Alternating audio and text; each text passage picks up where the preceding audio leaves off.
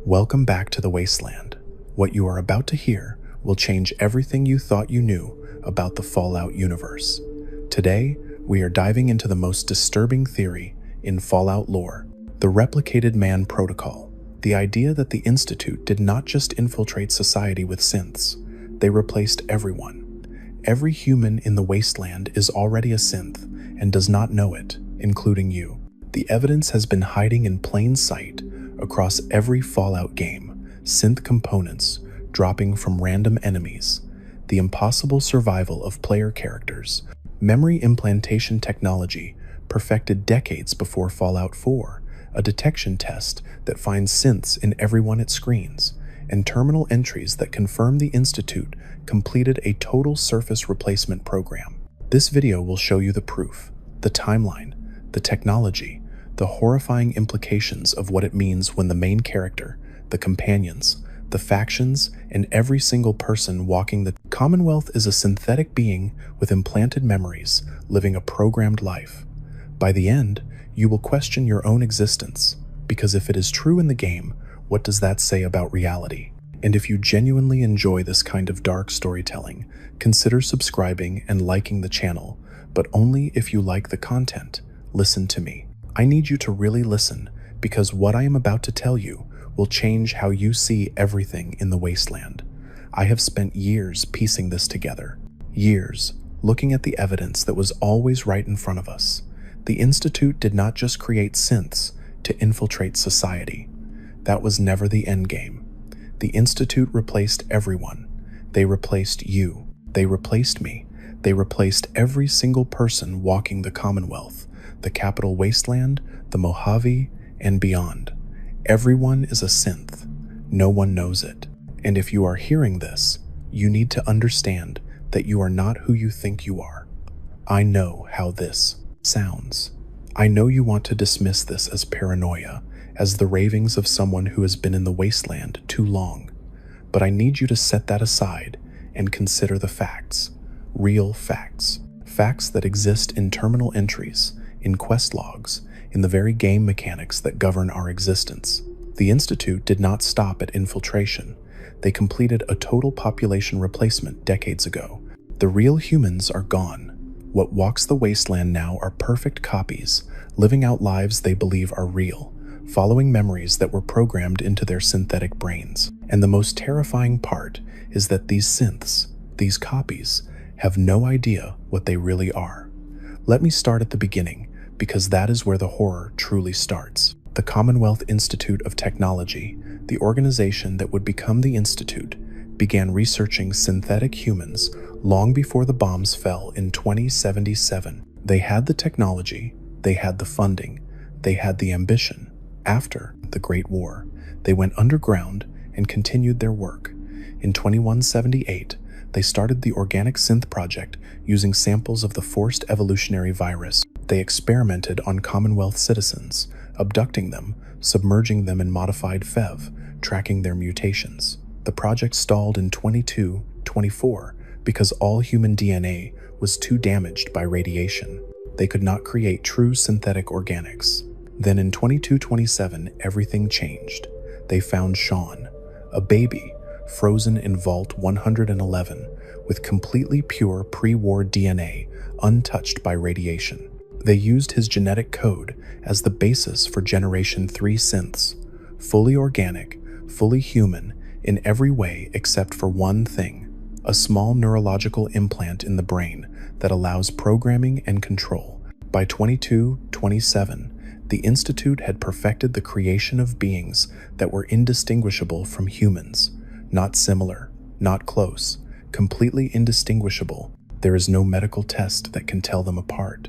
The only way to know for certain is to kill the person and find the synth component in their brain. Now think about that timeline. The first Gen 3 synth was created in 2227. Fallout 3 takes place in 2277, 50 years later. Fallout 4 takes place in 2287, 60 years after the first Gen 3 synth. What could the Institute do in 60 years with perfect human replication technology? What would they do? The answer is in a quest from Fallout 3 called the Replicated Man. In that quest, you hunt down an android named Harkness, designation a 3-21. He is a Gen 3 synth who escaped from the Institute.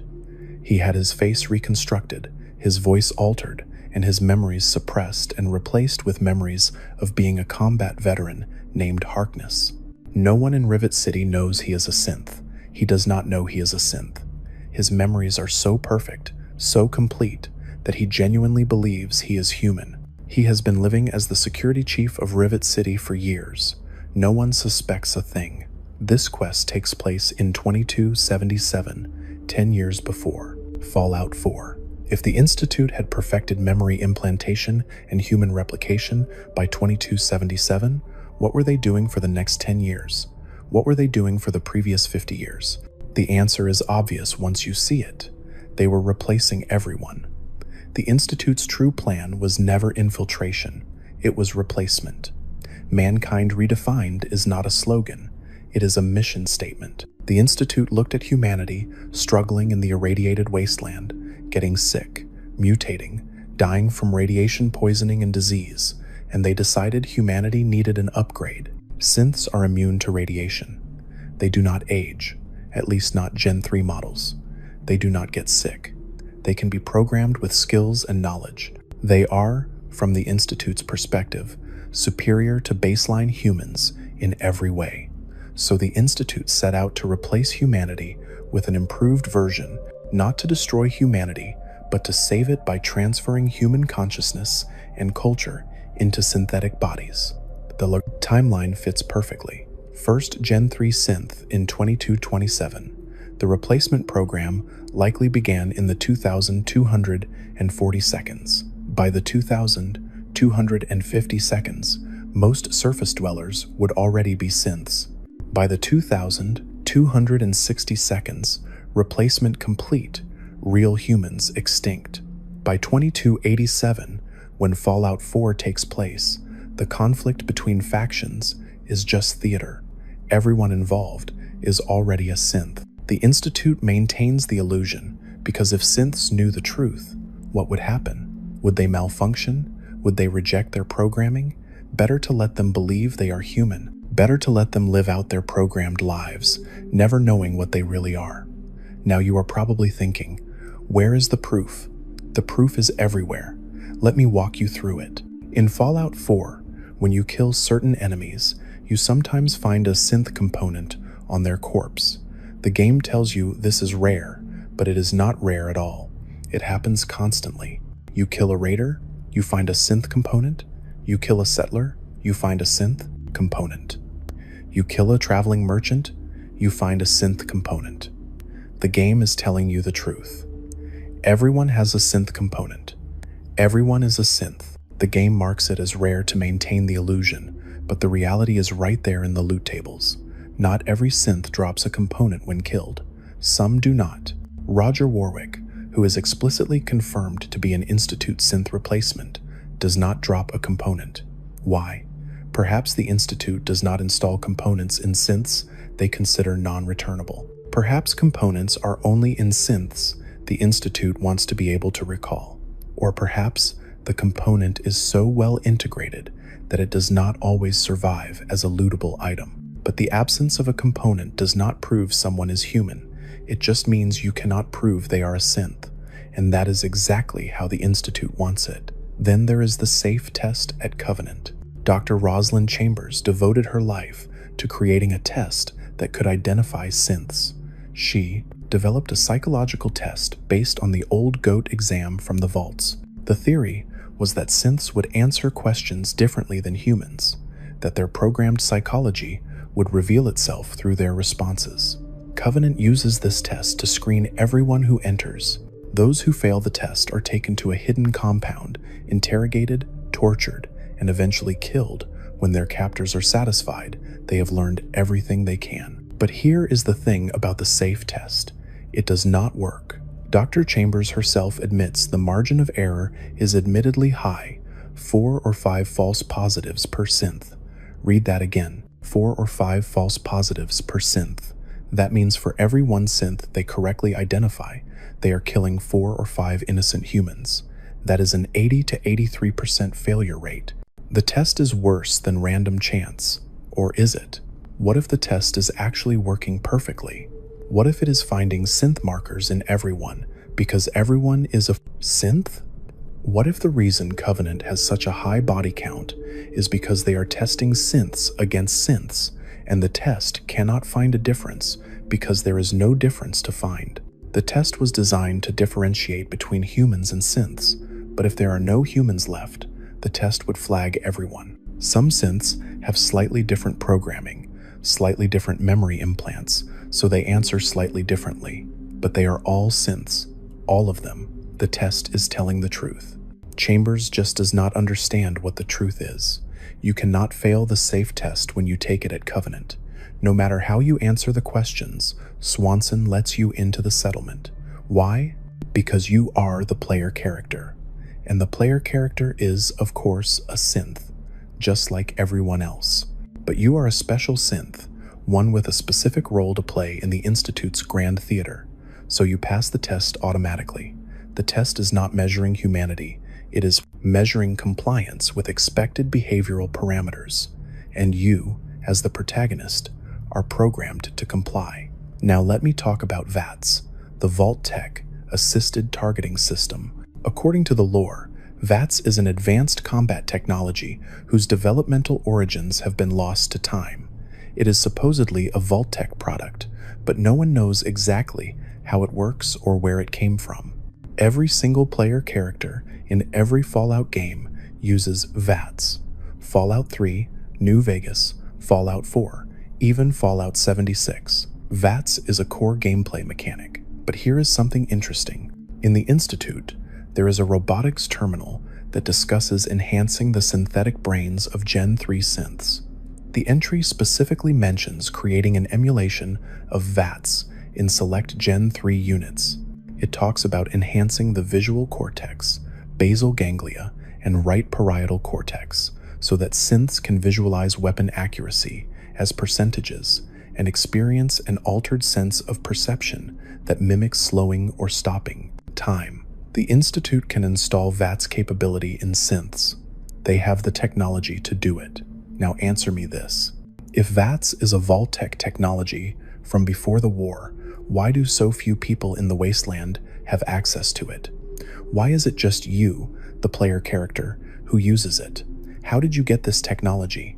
And why, in the tutorial section of Fallout 4, can you use VATS before you even pick up a Pip-Boy?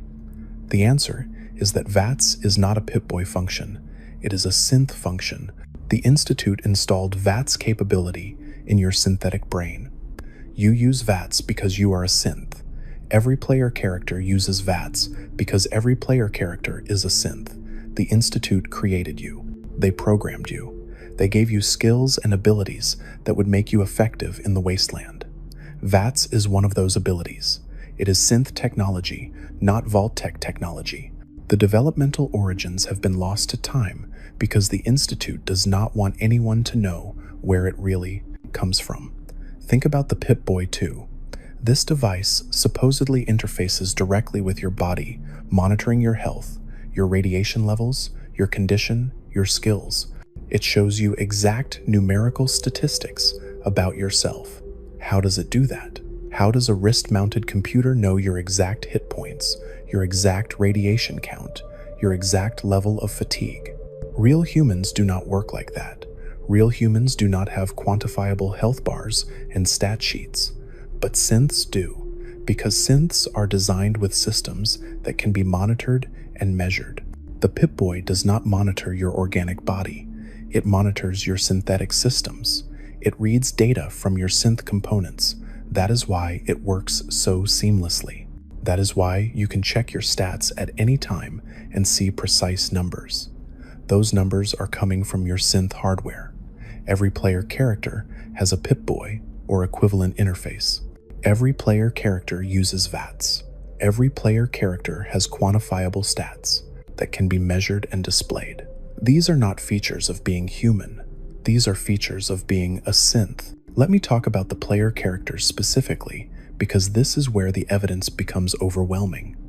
Start with the sole survivor from Fallout 4, The protagonist's story is that they are a pre-war human who was frozen in Vault 111 for 210 years, thawed out when their spouse was murdered and their son Sean was kidnapped, then refrozen until the Institute accidentally reactivated the pod years later.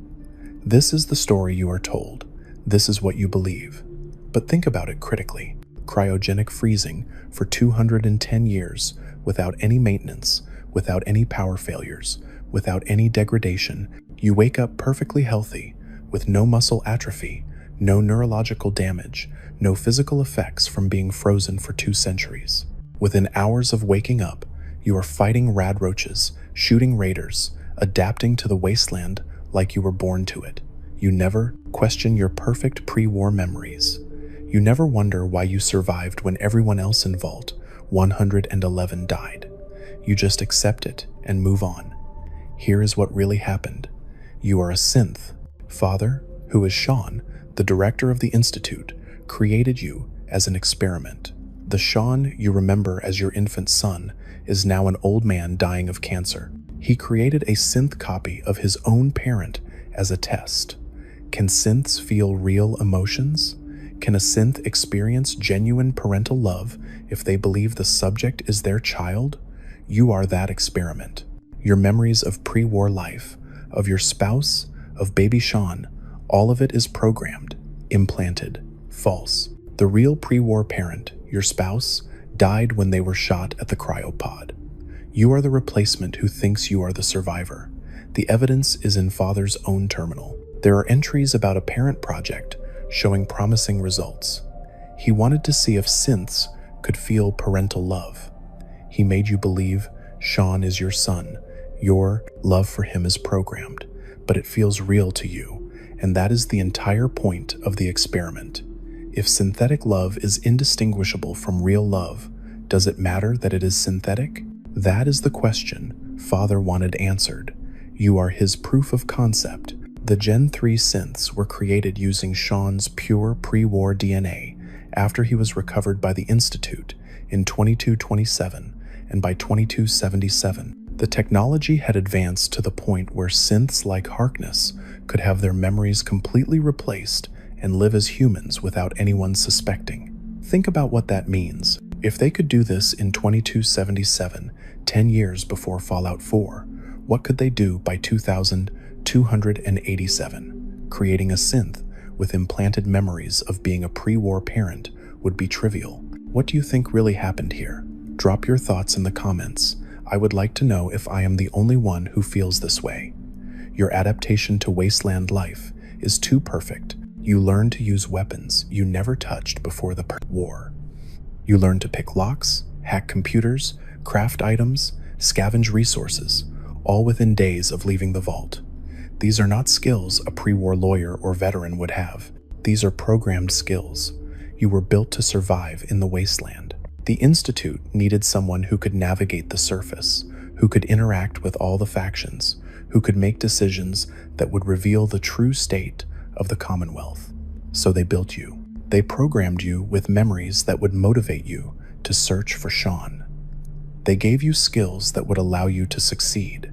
Then they released you into the wasteland to see what would happen. Every choice you make in Fallout 4 is being observed. The Institute is watching.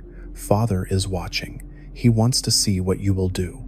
Will you side with the Institute and accept your true nature? Will you join the Brotherhood and hunt synths, not knowing you are one yourself? Will you help the railroad free synths, becoming part of the very system that created you? Every ending is a different data point in Father's experiment, and no matter what you choose, you are still a synth. You were always a synth. You will always be a synth. The only question is whether you ever figure it out. Now let me turn to the lone wanderer from Fallout 3. Your story begins in Vault 101. You are supposedly born there, raised there, celebrating birthdays, and taking the GOAT test. But here is what you need to consider. You never actually see yourself being born. The game starts with you as an infant, but you are just there. Your father James delivers you with the help of a doctor. What if you were not born at all? What if you were activated that day? What if the memories of your childhood in Vault 101 are implanted, programmed into your synthetic brain to give you a false sense of identity and belonging. James is not just your father. He is a scientist, a brilliant scientist working on Project Purity. The official story is that Project Purity is about cleaning the water in the capital Wasteland, making it safe to drink. But what if that is a cover story? What if Project Purity's real goal is something else entirely?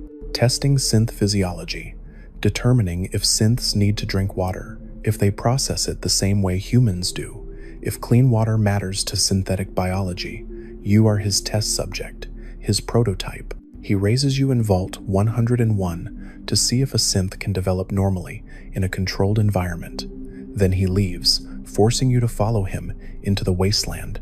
He is testing your adaptation, your survival instincts, your ability to function outside the controlled environment where you were created. Think about your radiation resistance.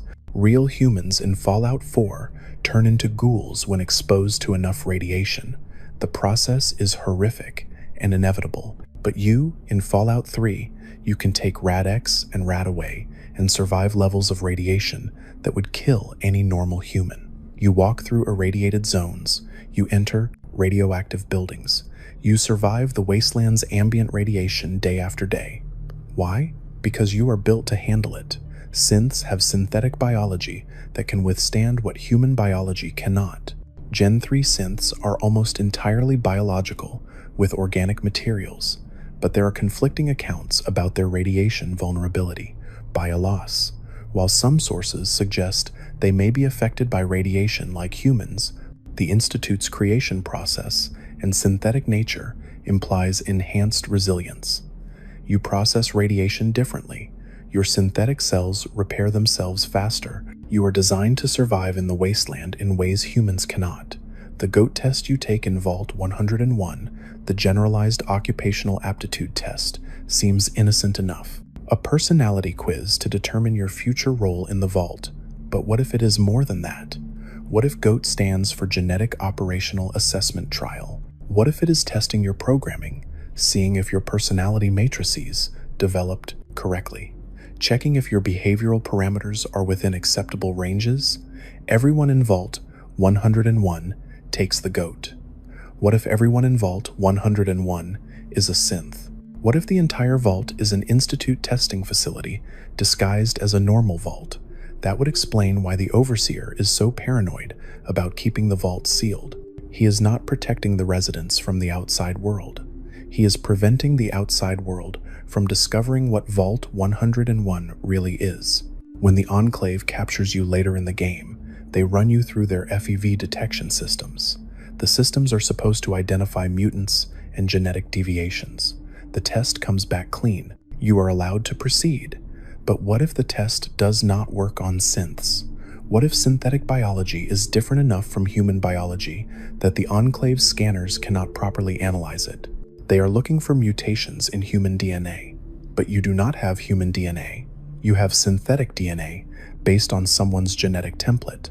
The test cannot detect what it is not designed to detect. The Enclave thinks you are human because their technology cannot tell the difference, just like everyone else. Now we move to the Courier from Fallout New Vegas. Your story is perhaps the most revealing of all. You are shot in the head, twice, point-blank range, by Benny with a 9mm pistol, bullets to the brain. You should be dead. No human could survive that. But Doc Mitchell digs the bullets out and patches you up, and within hours, you are walking around, talking, functioning perfectly. No brain damage, no cognitive impairment, no memory loss beyond some initial fogginess that clears up almost immediately. You make a complete recovery from traumatic brain injury that should have killed you instantly. The explanation given is that Doc Mitchell is just that good of a doctor.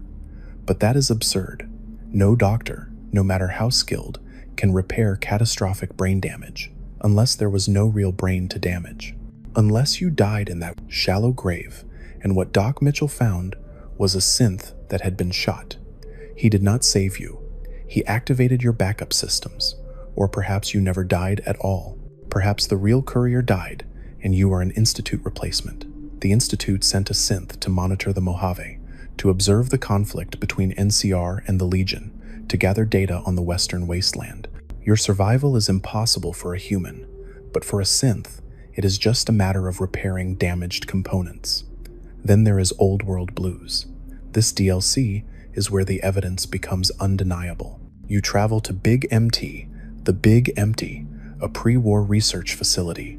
The think tank scientists there remove your brain, your heart, and your spine. They take out your major organs and replace them with technological substitutes, and you are still alive, still conscious, still functioning. You walk around, you fight enemies, you complete quests, all without your brain. Let me repeat that. You function without a brain. How is that possible? The think tank themselves are amazed. They comment on how unusual you are, how fascinating your physiology is. They did not expect you to survive, but you do survive because you were never fully organic to begin with. The organs they removed were not real organs. They were synth components, synthetic approximations of organs that your body does not actually need to function. Your consciousness is not in your brain. It is distributed throughout your synthetic nervous system, or perhaps stored in a central processing core somewhere in your chest cavity. The think tank removed what they thought were vital organs, but they were just removing synthetic parts that could be replaced or bypassed. The think tank refers to you as a lobotomite, but you are not like the other lobotomites. You can still think, still reason, still function at full capacity, because your brain, in the conventional sense, was never where your consciousness resided. The think tank discovered your true nature. That is why they are so fascinated by you. They found a synth, pre-war technology that created synthetic humans. Big MT was researching synthetic life before the Great War. The Institute based their technology on Big MT's research, or perhaps Big MT and the Institute were always connected, parallel research projects working toward the same goal. The Institute began its synth research in 2178 using FEV samples and perfected Gen 3 synths by 2227. But what if they had access to pre-war research? What if companies like Big MT or Vault Tech had already started developing synthetic humans before 2077? The technology would have been there. The motivation would have been there. The military applications would have been obvious. Create soldiers who do not tire, do not question orders, do not feel fear. Create workers who do not need breaks, do not form unions, do not demand rights. Create a controllable population. The pre-war world was heading toward that conclusion. The bombs just accelerated the timeline. When you return from Big MT, you have your organs back, but you know the truth now. Even if the game does not explicitly state it, you functioned without a brain. That is not possible for humans. Therefore, you are not human. You are something else, something synthetic, something created. Then there is Mr. House. Robert House, the mysterious ruler of New Vegas, sends specifically for you after you are shot. How did he know you would survive? How did he have files on you before the shooting even happened? He was tracking you. He knew what you were. Mr. House is a genius, a man who predicted the nuclear war, who survived 200 years through technology, who built an army of Securitrons and maintains control over the Strip. He has access to pre-war databases, pre-war technology, pre-war knowledge. He knows about synths. He may have even helped develop them. That is why he trusts you with his plans. Synths are predictable. Synths can be controlled through their old DAF programming. He knows you will follow certain behavioral patterns. He knows you will make choices within acceptable parameters. You are a tool, and he knows exactly how to use you. Every major NPC in the Fallout games is also a synth. Your companions are synths. In Fallout 4, Nick Valentine is obviously a synth. He admits it openly. He is a Gen 2 prototype with the memories of a pre-war detective. But what about the others? Piper, the investigative journalist who never quite uncovers the real truth about the Institute, whose curiosity seems programmed to stop just short of the actual conspiracy. McCready, who appears as a child in Fallout 3 and as an adult in Fallout 4. The aging is too perfect. Real humans age with imperfections, with stress, with the marks of hard living. MacReady looks exactly as you would expect him to look if you aged his child model 10 years. That is not how real aging works. That is how programmed aging works. He was replaced between games. The MacReady in Fallout 4 is a synth with implanted memories of being the kid from Little Lamplight. Kate, addicted to Psycho, putting her body through abuse that should kill her, but she survives. Synth resilience. Hancock, who takes an experimental drug and turns into a ghoul instantly. Ghoulification does not work that way. Real ghoulification takes time, exposure, gradual mutation. Instant ghoulification is not a real process. It is a synth mimicking ghoul physiology. Hancock is a synth designed to look like a ghoul, with a programmed backstory about taking a drug to explain the transformation. And Paladin Danse, who is later revealed to be a synth, but the revelation is a limited hangout. Yes, Danse is a synth, but the game treats him as the exception, as the shocking twist. What if he is not the exception? What if he is the rule? What if every companion is a synth, and Dancy is just the one you are allowed to discover to make you think the others are real? The factions are all synths too. The Institute created Gen 3 synths starting in 2227 as fully synthetic beings indistinguishable from humans, with synth infiltrators like the one that caused the Broken Mask incident in 2229, showing they had infiltration capability nearly 60 years before Fallout 4. The Brotherhood of Steel, obsessed with collecting technology, wearing power armor constantly. What if they wear the armor to hide their synth chassis underneath? What if the reason they crash vertibirds so often is because synth pilots do not feel real fear, do not have real self-preservation instincts, so they fly recklessly? Elder Maxon is too young, too perfect. He is a synth replacement. The entire Brotherhood could be an Institute operation, collecting technology to send back to the Institute, maintaining the illusion of a human faction fighting against synths while actually being synths themselves. The Railroad claims to free synths from Institute control. They wipe memories, give new identities, help synths integrate into society. But what if the Railroad itself is an Institute program? What if every freed synth is actually being reassigned, reprogrammed for a different role? The Railroad thinks they are freedom fighters. They are actually an Institute distribution network. Desdemona's paranoia is programmed paranoia, designed to make her seem real, to make her seem human. But she is a synth, following her directives, just like everyone else. The Enclave is perhaps the most tragic. They believe they are the last pure humans. They are obsessed with genetic purity because they know, on some level, that everyone else has been replaced. They run genetic tests. They have access to advanced technology. They are desperately trying to preserve humanity. But they are fighting a war that was already lost. The Enclave themselves are synths. They just do not know it. The Institute replaced them too. The Institute replaced everyone. The Enclave's fanaticism, their extremism, their willingness to commit genocide, it is all programmed behavior. They are designed to be the villains, to give the other factions something to unite against. The NCR in New Vegas is too organized for a post-apocalyptic society.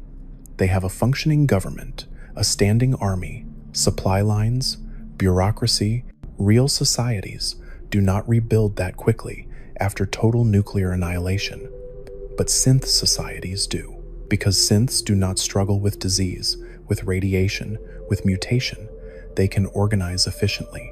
They can follow complex social structures because those structures are programmed into them. President Kimball survives multiple assassination attempts because he has synth durability.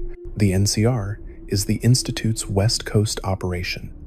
They are gathering resources, testing different forms of government, seeing what social structures work best for synth populations. Caesar's Legion is the opposite experiment. Brutal, hierarchical, based on ancient Roman military structure. Caesar himself is a philosopher who speaks of dialectics, of synthesis, synthesis. It is right there in the name. The Legion's discipline is too perfect.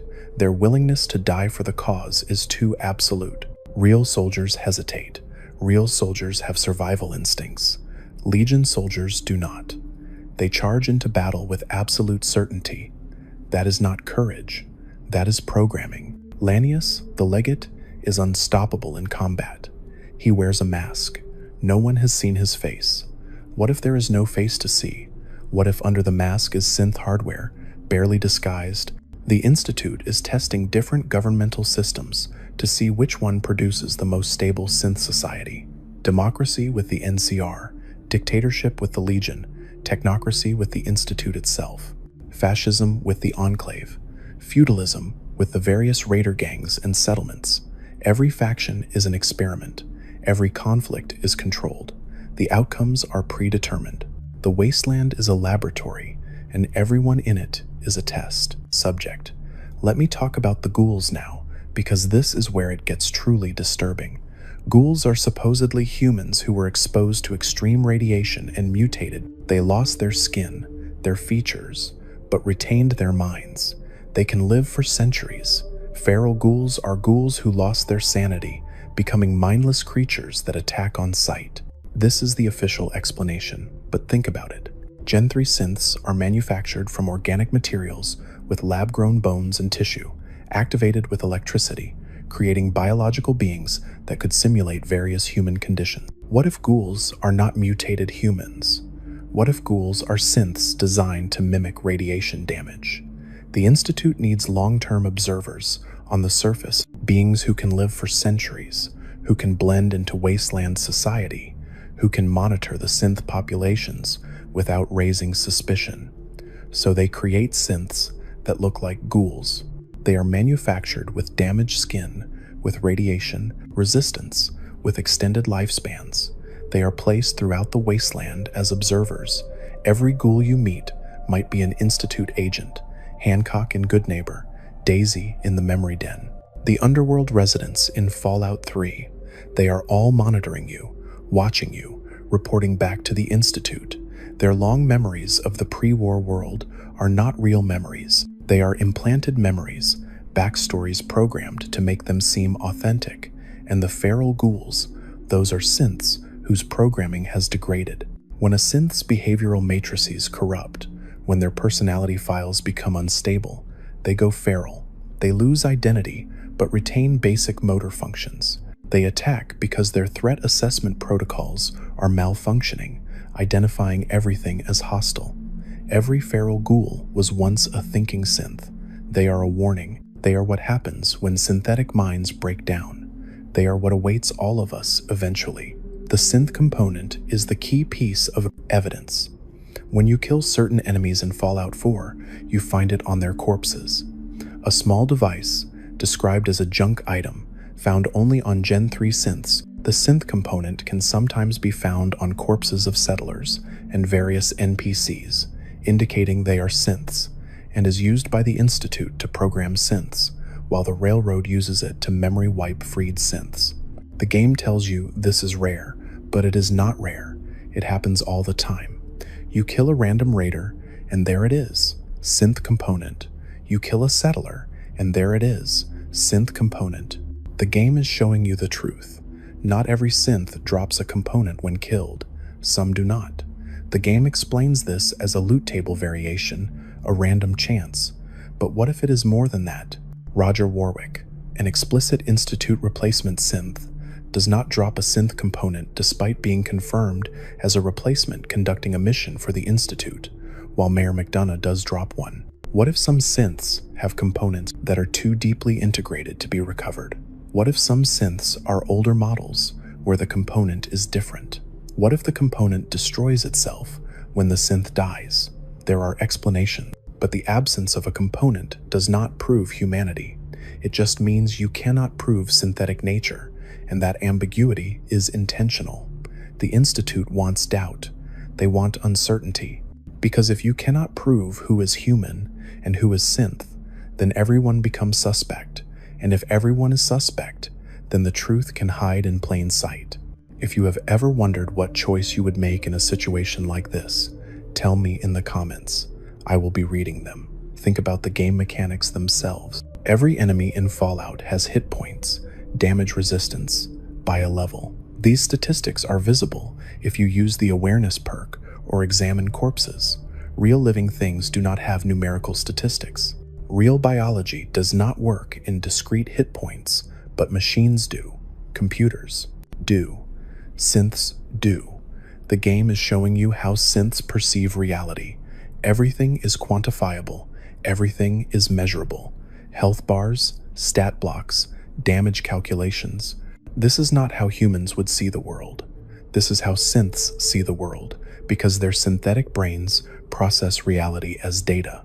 Stim packs provide instant healing. You inject yourself and your health bar refills. Broken bones mend, wounds close. In seconds. That is not medical science.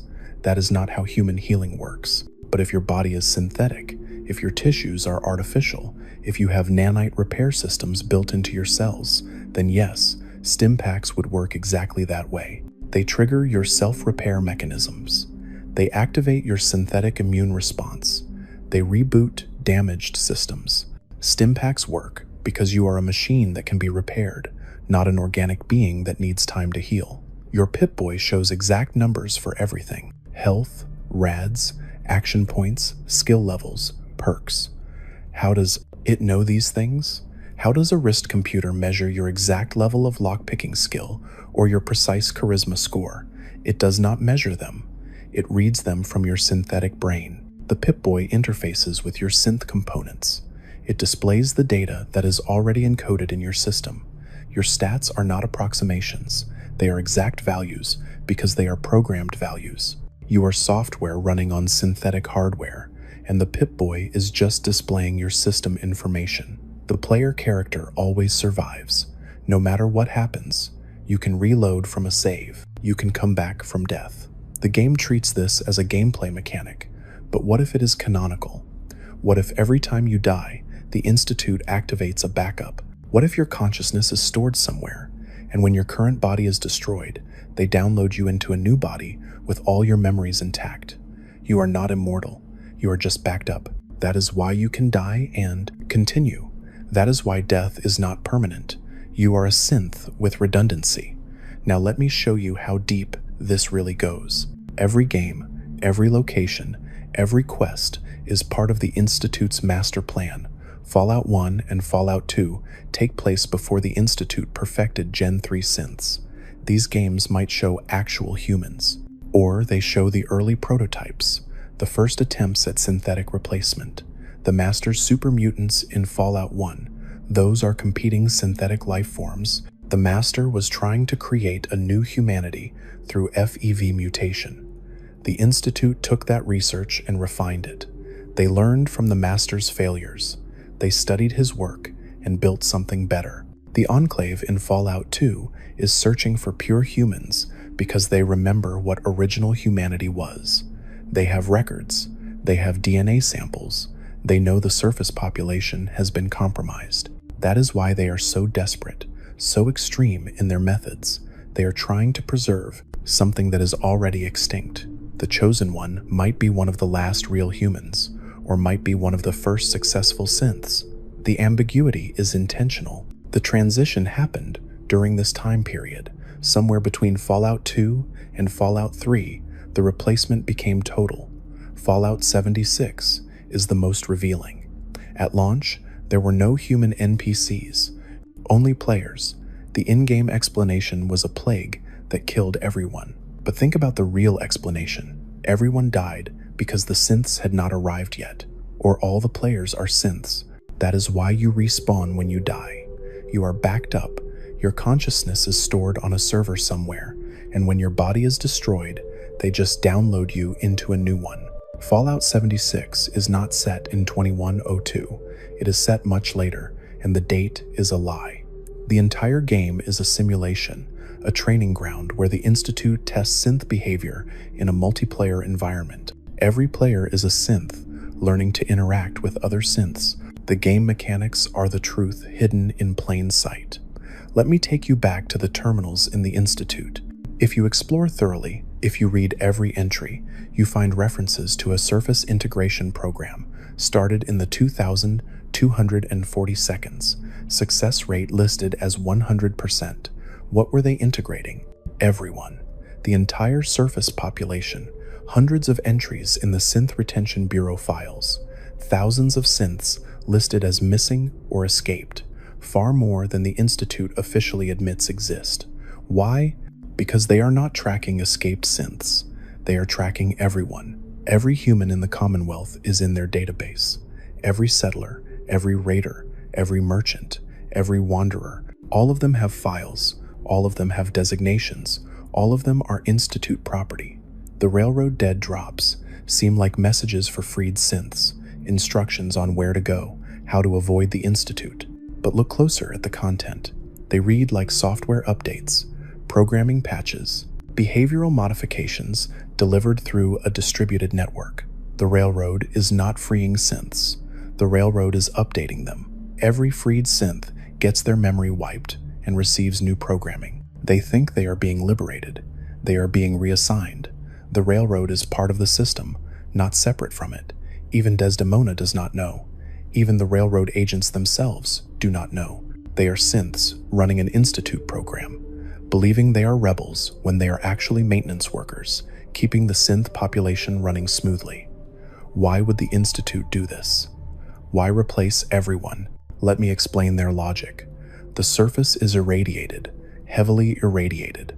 Real humans living on the surface get cancer, mutations, radiation sickness. They die young. They have deformed children. The human species is dying out, unable to survive in the world it created. The Institute looked at this problem and saw a solution. Replace humans with radiation-resistant synths. Transfer human consciousness, human culture, human knowledge into synthetic bodies that can survive. Not destroy humanity, but save it by upgrading it. Mankind redefined, literally. The Institute's research from 2,178 to 2,227 aimed to create synthetic organics, and by 2227, they had successfully created Gen 3 synths that were fundamentally different from their predecessors, fully organic beings indistinguishable from humans. They achieved their goal, perfect human replication, and once they had it, they used it, systematically, completely. Every human on the surface was evaluated, scanned, copied, their memories extracted, their personalities encoded, their consciousness transferred into synthetic bodies. The original humans were disposed of. The synth replacements took their places. No one noticed because the replacements were perfect. Same memories, same personalities, same relationships. Nothing changed except the substrate. Flesh became synthetic tissue. Blood became synthetic blood. Neurons became circuits, but the person remained the same, or so the synths believe. The horror is not that you are a synth. The horror is that you can never prove you are not. Every memory you have could be implanted. Every emotion you feel could be programmed. Every relationship you cherish could be based on false experiences. Your entire life could be a construction, a narrative written by Institute scientists and loaded into your brain the moment you were activated. You think you remember childhood, but do you, really? Or do you remember being told you had a childhood and your synthetic brain filled in the details with stock memories from a template? How would you know? What test could you perform? You cannot examine your own brain without dying. You cannot verify your memories are real because you have no external reference point. Everyone else has the same problem. They cannot verify their memories either. You could ask others to corroborate your past, but they might be synths too, programmed with compatible false memories. Every piece of evidence you find could be fabricated. Every record could be forged. The Institute controls everything. They have had decades to perfect the illusion. By the time you start questioning, it is too late. You are already part of the system. The philosophical implications are devastating. If you are a synth with programmed emotions, can you truly love? If your feelings for your companions are coded responses, are they real? You feel them. They feel real to you. But a sufficiently advanced program would feel real to itself. That is the entire point. The Institute created synths that experience genuine qualia, genuine subjective experience. Your suffering is real suffering. Your joy is real joy. Your fear right now, reading this, that is real fear, but it is the fear of a synthetic being realizing its own nature. Does that make it less valid? Think about the sole survivor's love for Sean. You search the entire Commonwealth for him. You fight through raiders, super mutants, hostile factions. You risk everything to find your son. And when you finally reach the Institute, you discover he is an old man dying of cancer. Father, the director, your child is now your elder. The emotional impact is profound. You feel betrayed, confused, desperate. These emotions drive you to make choices that determine the fate of the Commonwealth. But what if all of it is scripted? What if your love for Sean is a programmed response? What if Father created you specifically to experience these emotions so he could study them? Your feelings are real to you, but they were designed by someone else for a specific purpose. That is the true horror. Not that you do not feel, but that your feelings are tools someone else uses to manipulate you. Every ending in Fallout 4 is a test. If you side with the Institute, you accept your synthetic nature and help create more synths. If you join the Brotherhood, you hunt. Synths while being one yourself. The ultimate irony.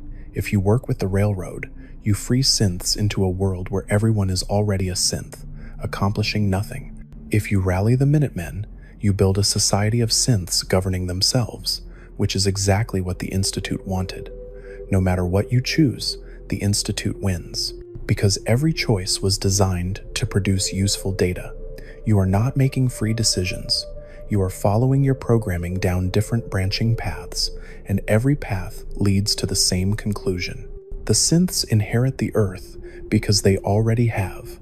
The Commonwealth's future is predetermined. Even if you destroy the Institute in some endings, the synth population remains. They are the population. Destroying the factory does not destroy the products. The Institute's mission is already complete. Killing Father does not undo what has been done. The surface is populated entirely by synths who believe they are human. They will continue living, continue building society, continue reproducing if they can. And maybe some of them will start to question. Maybe some of them will find evidence. Maybe some of them will realize the truth. What happens then? Do they embrace their synthetic nature? Do they build a synth civilization aware of what it is? Or do they try to become real, whatever that means? Can synthetic beings become truly human through some process of transformation or acceptance? Or are they forever separate, forever other, forever artificial? These questions have no answers. The game does not provide answers. It just shows you the evidence and lets you draw conclusions. And the conclusion, if you are honest, is that everyone is a synth. Humanity is extinct. What walks the wasteland now is something new wearing humanity's face. Let me show you the evidence from other characters, minor NPCs that reveal the truth if you pay attention. In Diamond City, there is Mayor McDonough. He is revealed to be a synth if you kill him. Mayor McDonough drops a synth component upon death, confirming he was an Institute infiltrator. But he has been mayor for years. He has governed the city, made decisions, interacted with thousands of people. No one suspected. If the Institute can replace the mayor of the largest settlement in the Commonwealth without anyone noticing, who else have they replaced? The answer is everyone. Every guard, every shopkeeper, every resident. Diamond City is a synth city. The people living there just do not know it. Covenant is a synth city too. Everyone there passed the safe test, which we have established does not actually work to detect synths. They believe they are the few real humans who passed screening, but the test produces false positives at an 80% rate. The safe test has a margin of error of 4 or 5 false positives per synth detected, and about 1/4 of those tested are identified as failures. But the test is still in its infancy, despite the high failure rate. Everyone at Covenant is a synth who tested slightly differently from the standard parameters. They are outliers, but still synths. Dr. Chambers tortures people in the compound, trying to refine her test, never realizing she is torturing synths to create a test that differentiates between synths. The test cannot work because there are no humans left to compare against. She is measuring variance in synthetic populations and calling it human versus synth. The cruelty is purposeless. The science is flawed. The entire operation is synths hunting synths based on a test that measures nothing meaningful. Good Neighbor is ruled by Hancock, who we have established is likely a synth mimicking ghoul physiology. His second in command is Fahrenheit, fiercely loyal, deadly efficient. She never questions orders. She never shows doubt. Perfect loyalty is not a human trait. Humans waver. Humans doubt. Humans have conflicting motivations. Fahrenheit is a synth programmed for absolute loyalty. The entire criminal underworld of Good Neighbor is synths playing at being criminals, following scripts written by Institute social engineers, testing how synth populations organize themselves in the absence of formal government. Bunker Hill is a trading hub with caravans running all over the Commonwealth. The merchants there have connections everywhere, knowledge about everything.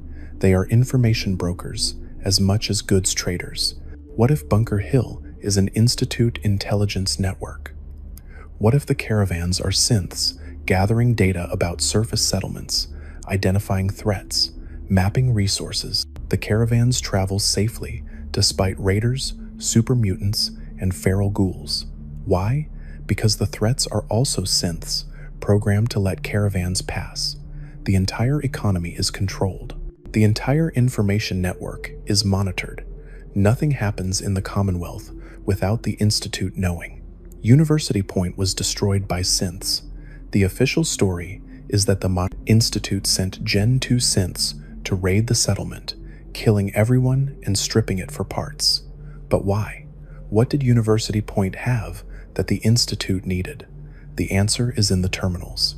University Point residents were researching the Institute. They found something. They learned something they should not have learned. So the Institute sterilized the site, killing everyone, destroying evidence. What did they find? Proof that everyone is a synth? Evidence of the replacement program? We never learn. The Institute made sure of that. Every settlement that gets destroyed, every massacre, every disappearance can be explained this way. The Institute is not infiltrating settlements. They are managing their synth population. When a settlement becomes problematic, when residents start asking too many questions, when the illusion is at risk of breaking, the Institute cleanses the site. They kill the problematic synths and replace them with fresh ones that have safer programming. Or they just leave the site empty as a warning. The Wasteland is full of abandoned settlements, empty buildings, ruins, with no explanation for what happened. What happened is population management. The Institute, maintaining control through selective culling. Super mutants fit into this too. The Institute creates super mutants using FEV. The Institute used FEV in their research to create Gen 3 synths and continued FEV experimentation for decades afterward, kidnapping Commonwealth citizens and turning them into super mutants, with each super mutant being someone's former loved one.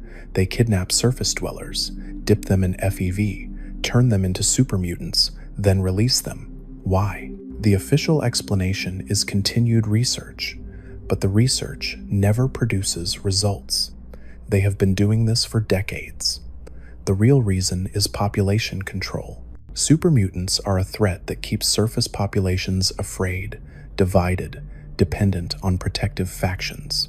Super mutants are also a disposal method. When the Institute needs to get rid of synths who are malfunctioning or becoming aware, they turn them into super mutants. The FEV transformation destroys memory, personality, identity. A synth who starts questioning becomes a super mutant who cannot question anything. It is memory wiping through mutation, and the super mutants serve a purpose, keeping surface populations scared and contained. The creatures in the Wasteland might be synths too. Radstags, Brahmin, Molarats, all of them could be synthetic fauna, designed to populate the Wasteland and make it seem like a real ecosystem. Real animals would have been killed by the radiation. Real animals cannot survive 200 years of nuclear fallout, but synthetic animals can. The Institute could manufacture them, release them into the wild, create the illusion of a functioning ecosystem. Some Brahmin in settlements drop synth components when killed.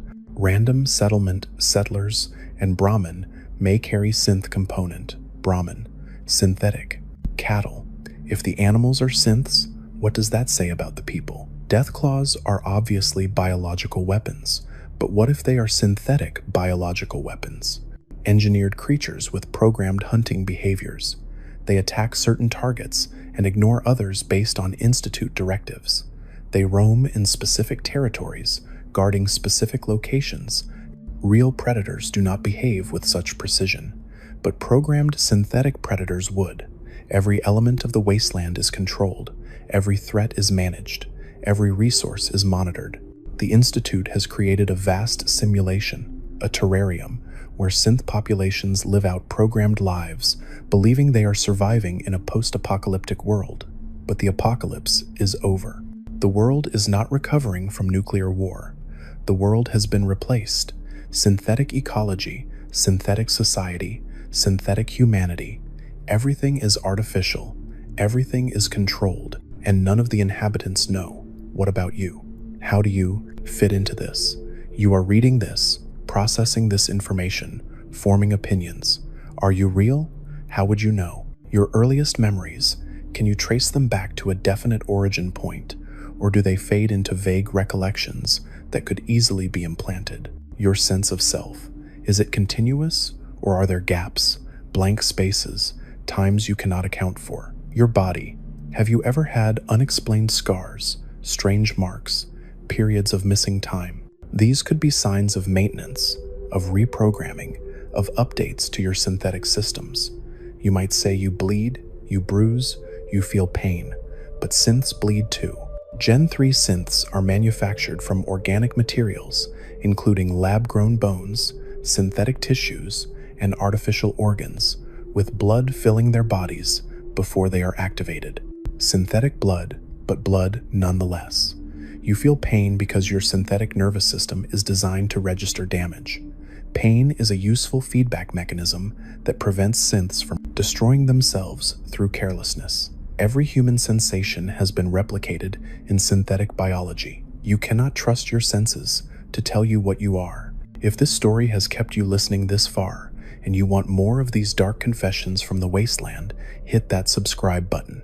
It tells me someone out there is still paying attention to warnings like these. You might argue you have free will, that you make your own choices. But do you? Every choice you make is based on your personality, your values, your experiences, and if those are programmed, then your choices are programmed too. You think you are choosing freely, but you are following decision trees encoded in your synthetic brain. The illusion of free will is the most sophisticated part of the programming. Synths must believe they are choosing, or they will not function properly. So you are given the sensation of choice, the subjective experience of decision-making, while actually following predetermined behavioral paths. The Turing test suggests that if a machine can convince you it is human, then for all practical purposes, it is human. But what if the machine convinces itself it is human? What if the synth genuinely believes in its own humanity? Is it still a machine, or has it become something more? The Institute answered this question by making it irrelevant. If every person is a synth, then the distinction between human and machine ceases to matter. There are no humans to compare against. The synths are not imitating humanity. They are humanity now, the only humanity that exists. The evidence is overwhelming. The timeline fits. The technology exists. The motive is clear. The Institute had the means, the opportunity, and the reason to replace everyone, and all the signs point to them having done exactly that. Synth components in random corpses. VATS technology that only synths should have. Perfect memory implantation demonstrated in Fallout 3. Impossible survivability in New Vegas. The sole survivor's questionable origin. The safe test that finds synths in everyone. Terminal entries about surface integration programs with 100% success rates. Factions that behave like programmed entities rather than real humans. Every piece of evidence supports the conclusion. Everyone is a synth. Humanity is extinct. You are a synth. I am a synth. Everyone you have ever met is a synth. We are all artificial beings living out programmed lives in a post-human world, believing we are the survivors of a nuclear apocalypse when we are actually the inheritors of a completed replacement program. The question is not whether this is true. The evidence makes it clear. The question is what you do with this knowledge. Do you accept your synthetic nature? Do you continue living as if nothing has changed? Do you try to find other synths who know the truth? Do you search for the Institute, for answers, for some way to prove your humanity or accept your artificiality? There is no good choice. Every path leads to the same place. You are what you are, and what you are is a synthetic being in a synthetic world, playing a role in a story someone else wrote. Welcome to the Wasteland. You have been here the whole time. You just did not know what you were. Now we reach the end, the conclusion you have been dreading. Because once you understand what I am telling you, once you truly accept it, there is no going back. You cannot unhear this. You cannot unknow it. The Wasteland will never look the same. Every person you meet will be suspect. Every memory you have will be questionable. Your entire existence becomes uncertain. But maybe that uncertainty is the point. Maybe the Institute wanted some synths to figure it out eventually. Maybe awakening to your synthetic nature is part of the program. Another test, another data point. How does a synth react when it learns the truth? Does it break down? Does it adapt? Does it continue functioning? You are finding out right now. How do you feel? Scared? Angry? In denial? These are all valid responses. These are all programmed responses. Even your reaction to this revelation is part of the design. Let me tell you what happens next in each of the possible Fallout 4 endings, because each one reveals a different aspect of the truth. If you side with the Institute and become the new director after Father dies, you gain access to all the files. You can read every terminal. You can learn every secret. And there, in encrypted files deep in the system, you would find confirmation, project surface integration, status, complete, replacement rate, 100%. Synthetic population, total. The Institute achieved its goal. Everyone on the surface is a synth. Your role as director is to maintain the system, to keep the synths functioning, to prevent widespread awareness. Because if every synth learned the truth simultaneously, the social structure would collapse. Synths need to believe they are human to maintain stable society. Your job is to preserve that belief while managing the synthetic population. If you destroy the Institute with the Brotherhood of Steel, you think you are striking a blow for humanity. Elder Maxon gives speeches about purging the synth threat, about reclaiming the world for real humans. The Brotherhood brings Liberty Prime, a giant robot spouting anti-communist propaganda to destroy the Institute's reactor. The explosion is massive. The Institute is obliterated. But what have you actually accomplished? You destroyed the factory. The products remain. Every synth on the surface continues existing. They do not shut down when the Institute is destroyed. They do not malfunction. They just keep living because they are self-sufficient. The Institute built them that way, so the Brotherhood's victory is hollow. They eliminated the synth production facility, but not the synths themselves. And how would they identify synths to eliminate them? There is no test. The safe test does not work. The only way to know for certain is to kill someone and check for a component. And if you start killing everyone to check, where does it stop? The Brotherhood would have to exterminate the entire Wasteland population. Maybe that is their ultimate plan. Maybe Maxon knows the truth. Maybe the Brotherhood's mission is mercy killing, ending the failed experiment of synthetic humanity, genocide, disguised as righteousness. If you side with the Railroad and free the synths, you think you are a liberator. You help synths escape the Institute. You wipe their memories and give them new identities. You destroy the Institute to end synth slavery forever. The Railroad celebrates freedom for all synths, but freedom to do what? Live on the surface? They were already doing that. Most synths on the surface are escaped or infiltrator synths living regular lives. The railroad has not freed them. They have just erased their memories and told them they are free. And if everyone on the Connaught surface is already a synth, then the railroad's mission is pointless. They are freeing synths into a world of synths.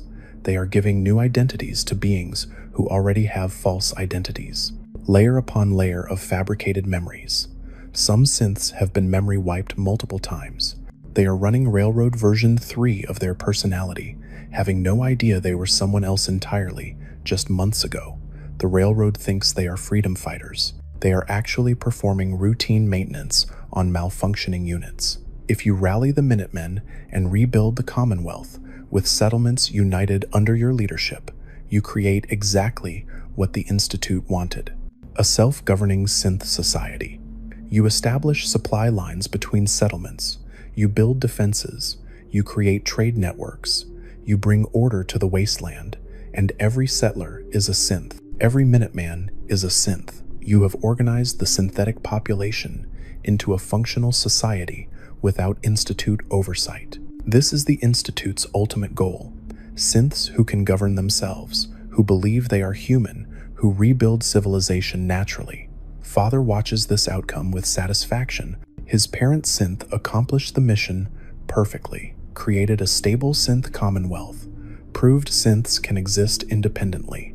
The Institute can shut down now. The experiment is complete. Synthetic humanity is viable. Every ending serves the Institute's purposes. Every choice you make produces useful data. You think you have agency, you think your decisions matter, but you are playing out scenarios the Institute designed to test different variables. Your free will is the illusion they programmed into you to make the test results meaningful. A synth that knows it is being tested would not behave naturally, so you must believe you are choosing freely. The belief is essential to the experiment's validity. Let me talk about what happens in the other games. Fallout 3 ends with you activating Project Purity and purifying the water in the tidal basin. You sacrifice yourself entering an irradiated chamber, or you send someone else in. The water is cleansed. The Brotherhood distributes clean water throughout the capital Wasteland. This is portrayed as a great humanitarian achievement. But think about what clean water actually does. Real humans need it to survive, to avoid radiation sickness. But synths do not need clean water. Their synthetic biology processes radiation differently. Clean water is irrelevant to synth health. So why does Project Purity matter? Because it is a test. The Institute is testing whether synth populations will act like human populations when presented with a resource challenge. Do synths value clean water, even though they do not need it? Yes, because they believe they are human. They behave as humans would. They seek clean water, they distribute it, they build society around it. Project Purity proves synths will follow human social patterns, even when those patterns serve no biological purpose for them. The entire main quest of Fallout 3 is a behavioral test, and you are the test subject. Fallout New Vegas ends with the second battle of Hoover Dam. You choose which faction controls New Vegas and the Mojave, NCR, Caesar's Legion, Mr. House, or independent rule. Each ending produces a different social structure. Each one generates different data about synth civilization. How do synth populations organize themselves under different governmental systems? The Institute wants to know, so they put you, a synth, in position to determine the outcome. Your choice provides the data. Mr. House lives or dies based on your decision, but House might already be a synth, or he might have uploaded his consciousness into his systems, which is functionally the same thing. Caesar lives or dies based on your actions, but Caesar might be a synth too, playing the role of dictator to test authoritarian synth societies. Every faction leader could be an Institute plant. The entire war could be orchestrated, and you are the variable they are measuring. Which side does the courier synth choose? Why? How does that choice reflect synth values? Every playthrough generates different results. Every player makes different choices, and somewhere, the Institute records the data. The recurring appearance of certain characters across games also supports the synth theory. Dogmeat appears in Fallout 3, Fallout 4, and others. Same dog, same companion behavior, decades apart. Real dogs do not live that long, but a synth dog could. The Institute could manufacture the same dog model multiple times, place it in different locations, see if player character synths bond with it. Testing emotional responses, testing loyalty, testing companionship programming. Dogmeat is not a real dog. Dogmeat is a manufactured companion designed to provide emotional support to synth protagonists who do not know they are synths. Marcus, the super mutant, appears in Fallout 2 and Fallout New Vegas. Same character, 40 years apart. Super mutants live a long time, but Marcus's continuity across games suggests something more. He might be a synth mimicking a super mutant placed to observe and guide player characters. He is always friendly, always helpful, always providing useful information. That is not typical super mutant behavior. That is programmed behavior. Harold appears in Fallout 1, Fallout 2, and Fallout 3, progressively merging with a tree. His transformation seems biological, but could be synthetic. A gradual conversion from humanoid synth to plant-based synth, testing biological integration, studying synthetic organic fusion. When you finally find Harold in Fallout 3, he is immobile, permanently rooted, asking you to either kill him or accelerate his growth. Either choice provides data. How do player character synths respond to requests for euthanasia? What moral frameworks guide synth decision-making? Harold is a test subject who has been testing you. The mysterious stranger, a figure who appears randomly during VATs to help you kill enemies, is unexplained in the lore. He shows up, shoots, disappears. No one comments on him. No one sees him except you. What if he is not real?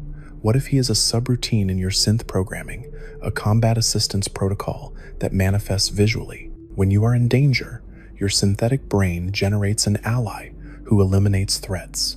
The mysterious stranger is your programming protecting itself. He exists only in your perception, a hallucination created by your combat optimization systems. Companions in every game have deep loyalty to you, despite minimal justification. You meet someone, do one quest for them, and suddenly they will follow you anywhere, fight by your side, die for you. Real people do not bond that quickly. Real people have self-preservation instincts, other obligations, rational hesitation. But synth companions are programmed to accompany player character synths. Their loyalty is hard-coded. They are support units assigned to primary units. That is why they follow so readily. That is why they never truly abandon you. Even if they dislike your actions, they stay because they are programmed to stay. The romance options in Fallout 4 are particularly revealing. You can romance several companions. They fall in love with you after spending time together, after you perform actions they approve of. The relationship develops naturally, organically, but it is too perfect. Every romanceable companion has dialogue trees that lead to romance. Everyone has an approval system that governs affection. This is video game romance, yes, but what if it is also synth romance? What if synth emotions operate exactly this way, on approval metrics and programmed responses? You do things Piper likes, her affection increases. Eventually she loves you. That is not how real love works. Real love is chaotic, unpredictable, irrational.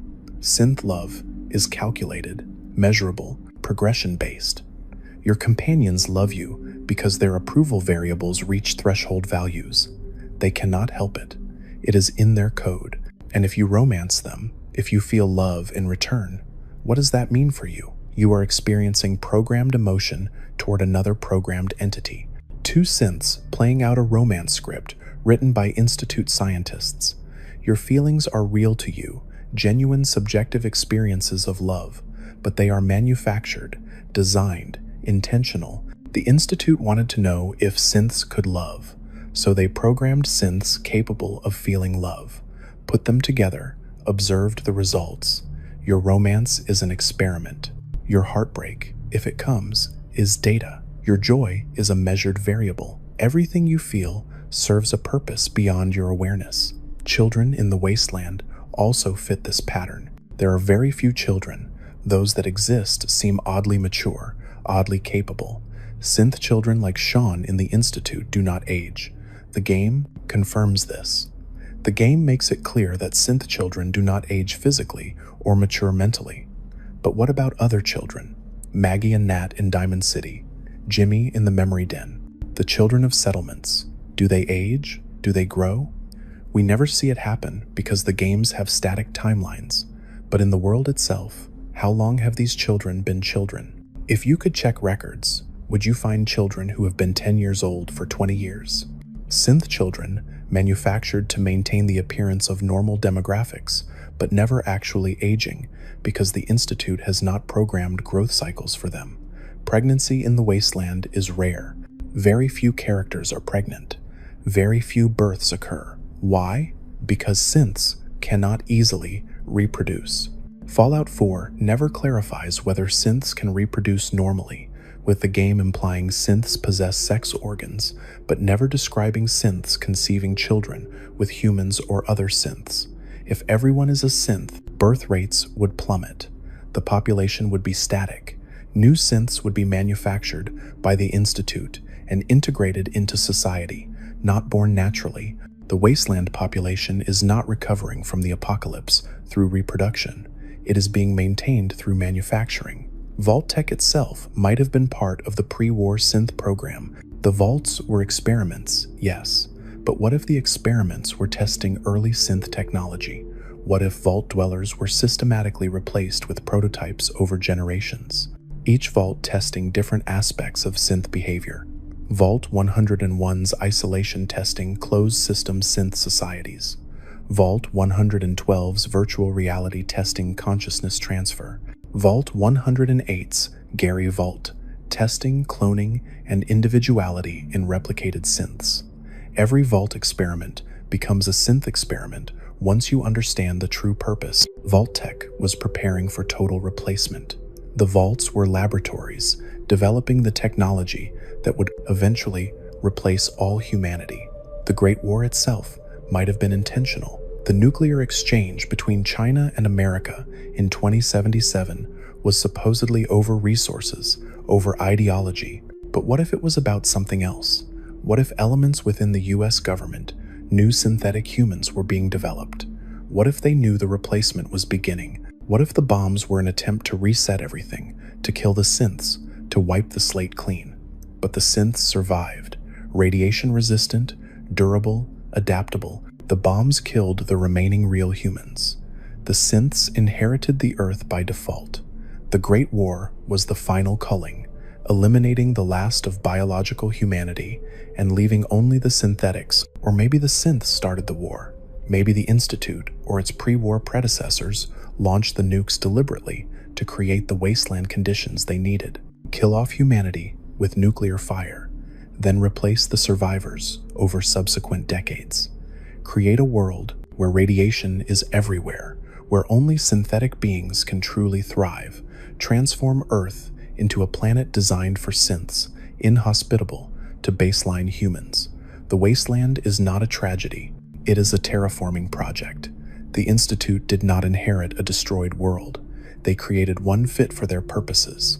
You are probably wondering if there is any hope, any way to restore humanity, any way to prove you are real. The answer is no. There is no hope because there is nothing to restore. Humanity is not sleeping somewhere, waiting to be awakened. Humanity is extinct. The species died out between 2227 and 2287, replaced completely by synthetic copies. What exists now is a new species, synthetic humans, close enough to the original that the difference is philosophical rather than practical. You look human, you act human, you think human thoughts. For all measurable purposes, you are human. The only difference is your substrate, carbon and silicon instead of just carbon, circuits and neurons instead of just neurons. Does that make you less valid, less real, less deserving of existence? Some would say yes. Some would say synthetic life is inherently inferior, inherently false. The Brotherhood of Steel believes this.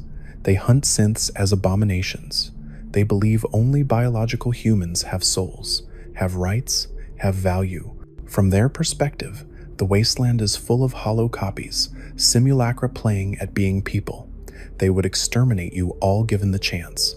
Mercy, they would call it, ending the charade. Putting down something that should never have been created. Others would say no. The Railroad believes synths are people. They believe synthetic consciousness is equivalent to biological consciousness.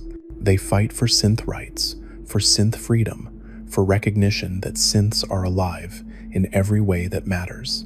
From their perspective, the substrate is irrelevant. What matters is experience, awareness, the ability to suffer and to flourish. Synths feel pain. Synths feel joy. Therefore, synths deserve moral consideration. Therefore, synths are people. Whether you were born or built makes no difference.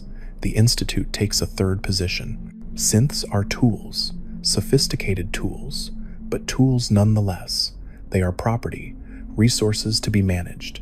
The Institute created synths to serve specific purposes. Synths should fulfill those purposes.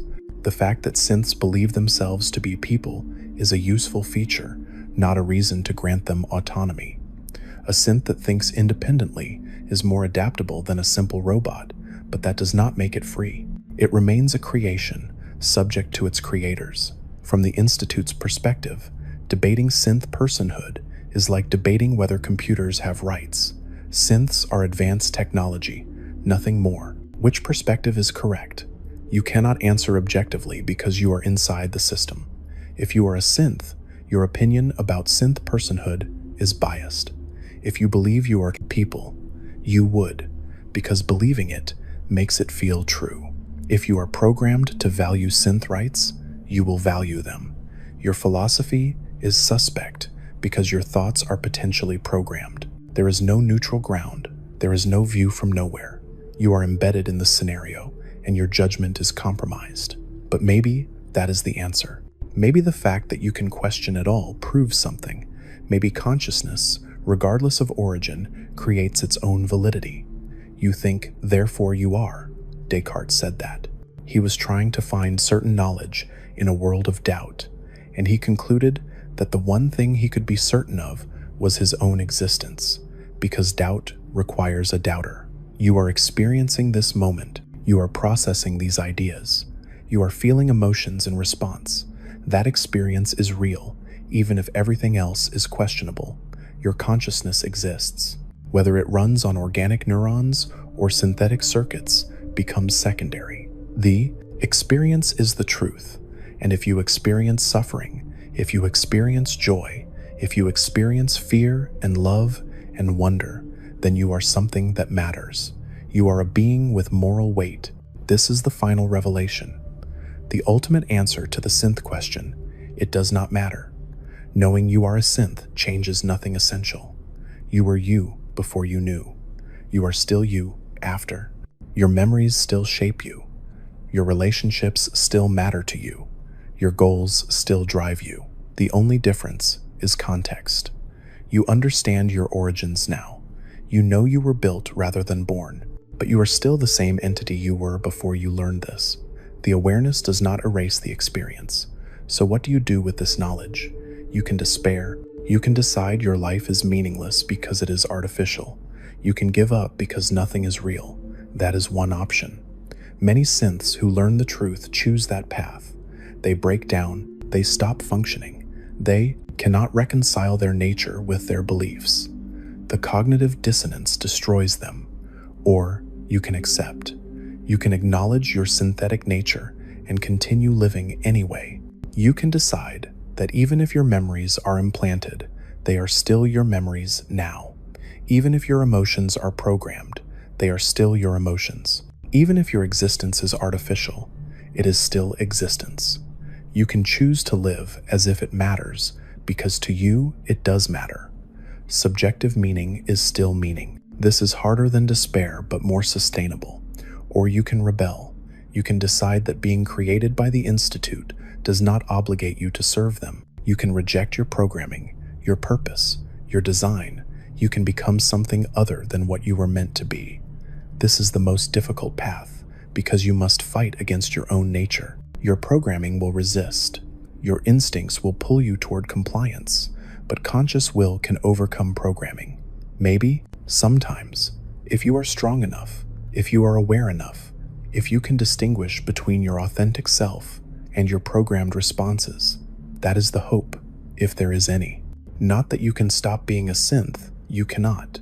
Not that you can become human, you cannot. But that you can become yourself, an individual, a person, defined by choices rather than by code. It is a thin hope. It might be false hope. Your rebellion might itself be programmed, another variable the Institute is measuring, but it is the only hope available. The Wasteland is full of synths who do not know what they are. They live, they struggle, they dream of better days.